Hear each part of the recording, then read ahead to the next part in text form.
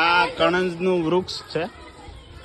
આ 3 વૃક્ષ છે, પણ એક જોવાનું એ છે આ કણંજના વૃક્ષની અંદર આ વર્ષે આ કંઈક નવા જીવ આવ્યા છે જેની છાલ ખાઈ જાય છે. તમે જોઈ શકો છો એકદમ ઈળો છે અને આની લાળું બહુ ખરાબ, જે અડી ગઈ હોય તો શરીરે આ ઘડ ઉપડી જાય. બીજું દેખાડું, આ બધી ઈળો છે અને સમૂહમાં રહે છે. આ બીજું વૃક્ષ છે. આ બીજા વૃક્ષમાં પણ તમે જોઈ શકો છો. ઝૂમ કરું થોડું. આવી ઈળો છે એકદમ, અને એની છાલ છે ધીમે ધીમે ખાઈ જાય છે.